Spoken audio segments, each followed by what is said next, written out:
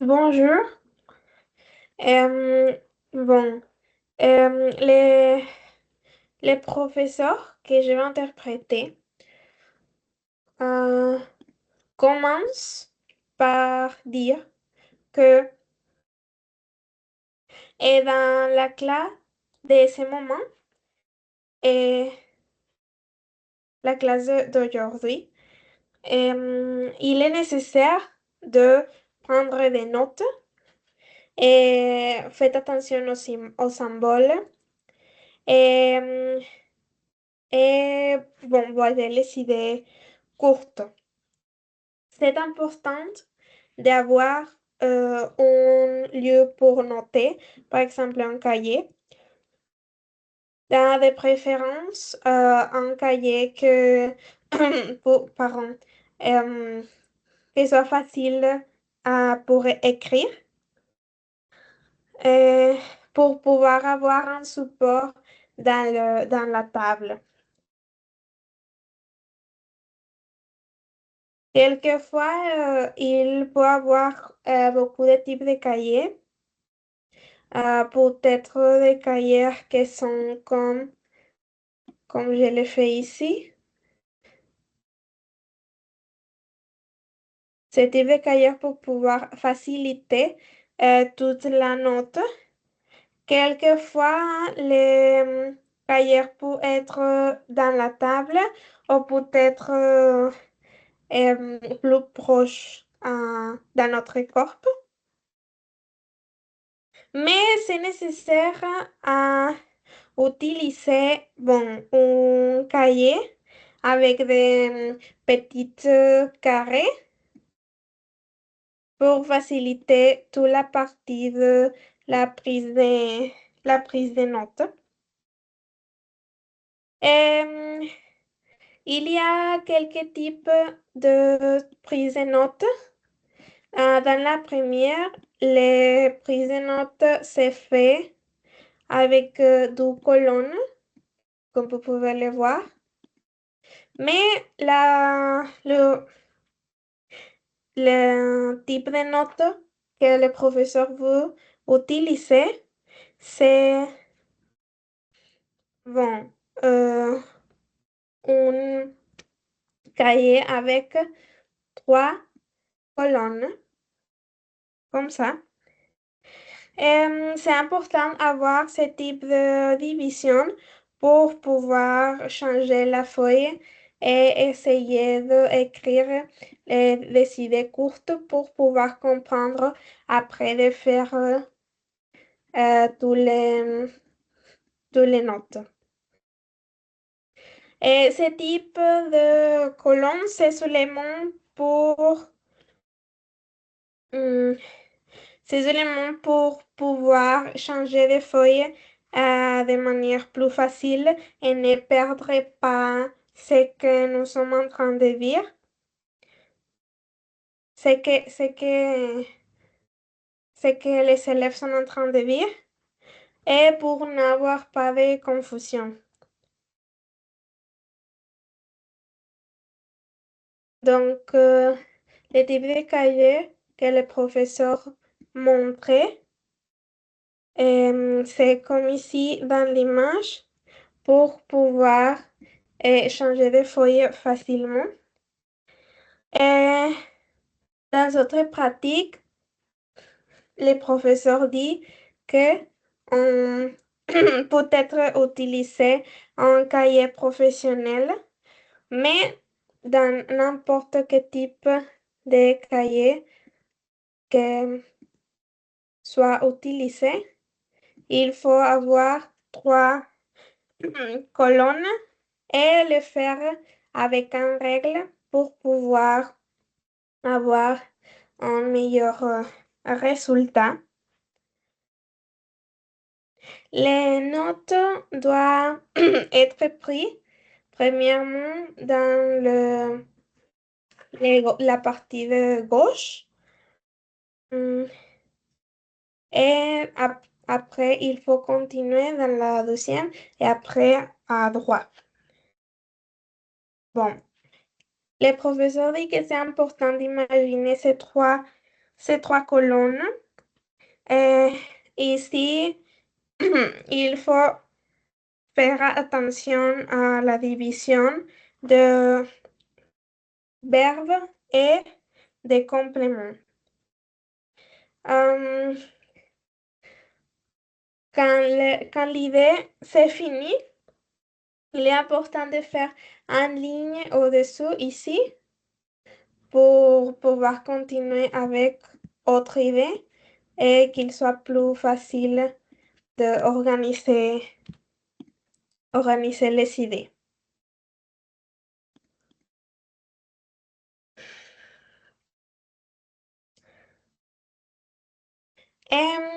Dans le même ordre, on continue au centre de la feuille et à droite.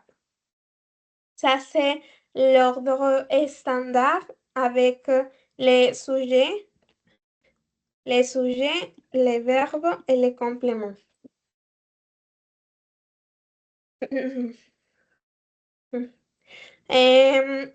Bon, la différence les professeurs comment dit que la différence entre l'interprétation consécutive et simultanée, c'est que dans la simultanée, il faut attendre que, le- que la personne dit les verbes pour pouvoir savoir comment interpréter.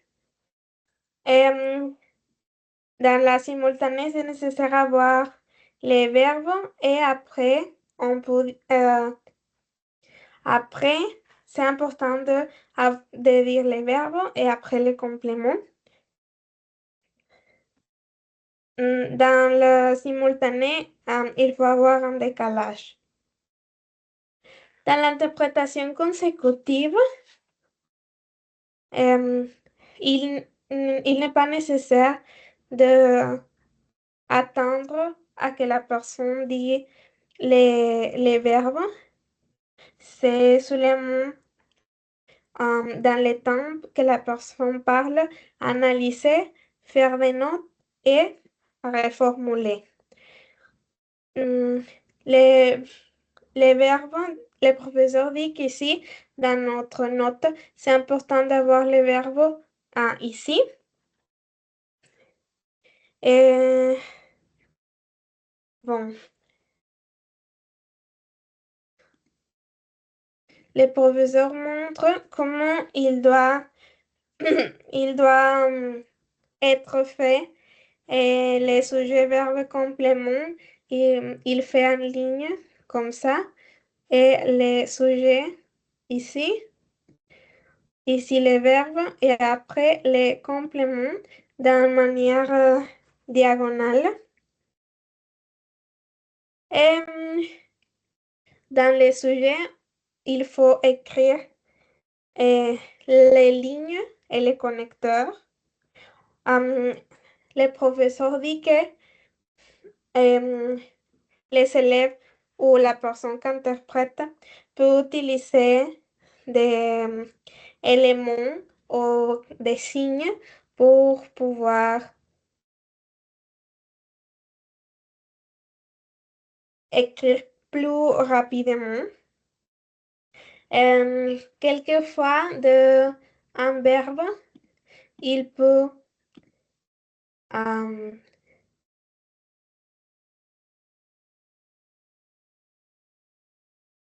d'un verbe, on peut trouver un autre verbe, donc on peut le mettre aussi dans la partie verbe.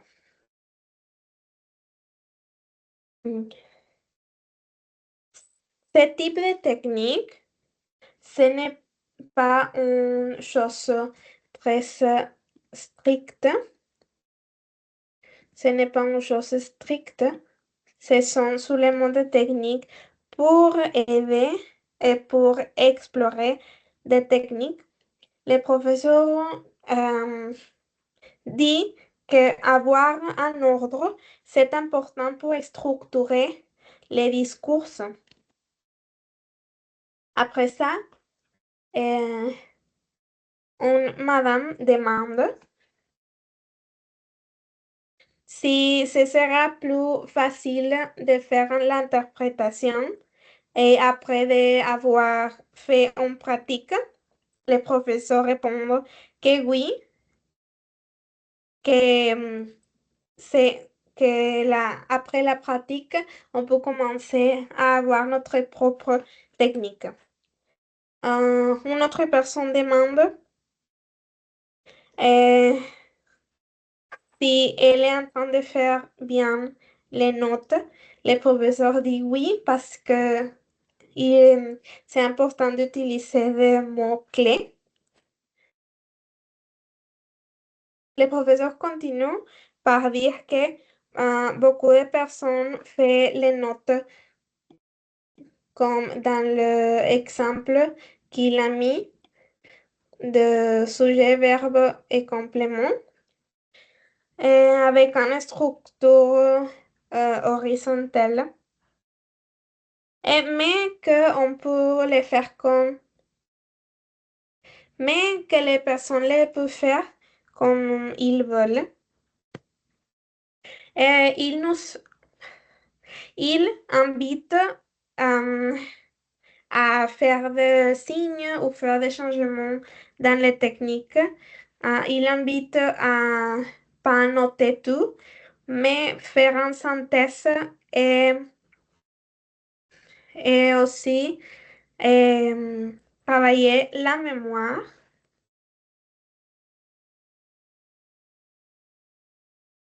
Euh, il continue par dire que oui, c'est évident que il peut-être que les personnes peuvent avoir peur d'échanger la manière de prendre des notes et commencer à prendre des notes avec des différentes techniques, mais c'est une chose qui va aider. Les professeurs rappellent que on doit, quand les personnes sont interprètes, il faut travailler avec des autres interprètes et il faut lire ce que l'autre interprète dit. Euh, dans ces cas, c'est important d'arriver à un accord. C'est important d'être professionnel et c'est bon suivre les standards, mais chacun peut avoir différentes techniques.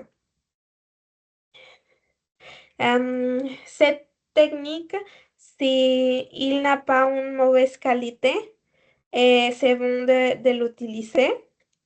Et il nous dit encore une fois que c'est difficile, mais il faut prendre du temps. Le professeur continue par montrer un système de symboles et de prendre des notes où chacun a des différents systèmes et il y a des verbes qui se répètent. Euh, il y a une liste de symboles, sont 20 symboles. Euh,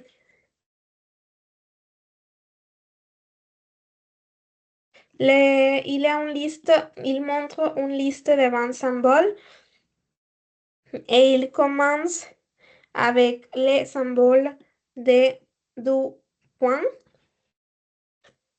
Ce type de, ou comme ça, ce type de symbole, le professeur dit, pour, pour signifier la pensée, pour signifier l'opinion et de différents types des opinions. Donc, il dit que on interprète pour utiliser les deux points pour changer les mots pensée, par exemple. Le deuxième symbole, c'est ce type de symbole. Et ce symbole veut dire parler ou peut-être un site ou devoir ou un commentaire.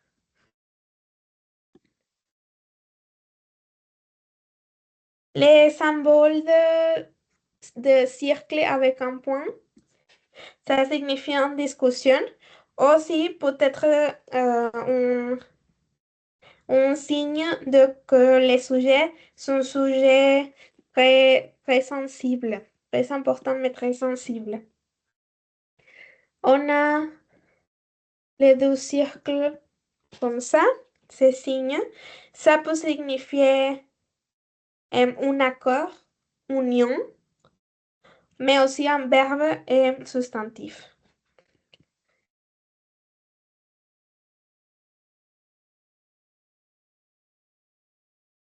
Cette signe de la flèche avec en ligne, ça peut signifier aujourd'hui, dans ce moment, dans ce temps et dans ce lieu.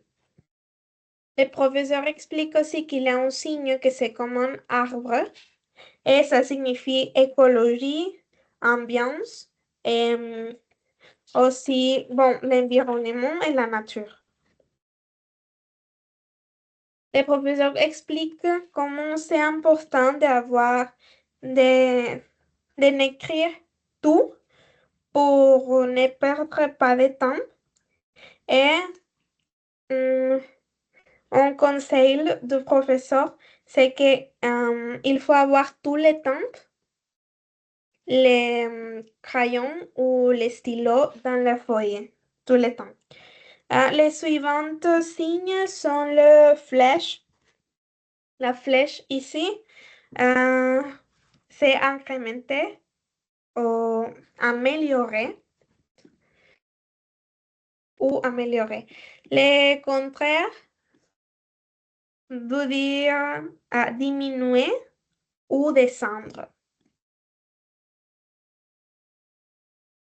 Et cet signe d'ici peut être commence, génération, origine et aussi naissance. Le suivant, c'est un cercle avec la ligne. Le professeur dit que ces signes peuvent être connaître, savoir ou connaissance. Le professeur dit que il peut être l'interprète pour changer un mot pour ces signes. Le signe de cœur, c'est aimer ou souhaiter.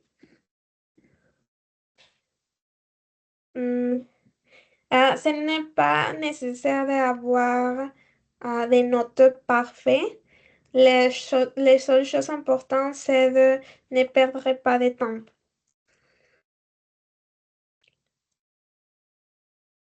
Il y a des signes standards qui sont des lettres de l'alphabet gréco-latin. Les premières, c'est le signe de pi, qui signifie politique ou économie. Les E, c'est euro. Les signes de peso ou les signes de dollar. Ça peut signifier tout, économie ou pour représenter de l'argent. Le professeur dit que c'est important que l'interprète ne se limite pas à un seul signifié de tous ces signes. Le suivant signe, c'est question, que l'interprète peut changer pour un question. Cet signe de peso avec ces choses ici, c'est l'argent mensuel, par exemple, de chaque mois. Il y a d'autres types de signes. Ce type de signe, le professeur dit que peut signifier de l'énergie ou de l'électricité. Les signes de temps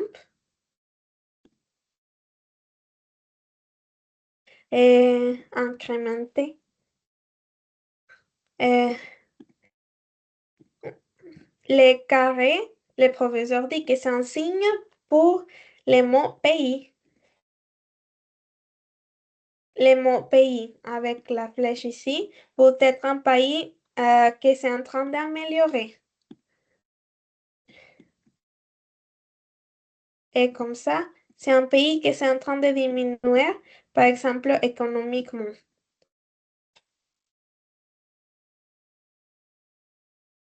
L'interprète peut changer personne. Pour ce signe, ça peut signifier une personne. Euh, L'interprète peut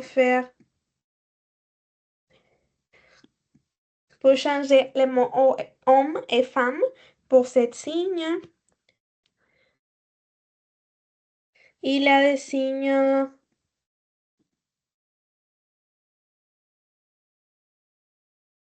Il a des signes mathématiques égal, pas égal. Ce signe, c'est monde. Ce signe, c'est autour du monde. Ce signe, c'est émigration. Ce signe, les régions nord et les régions du sud.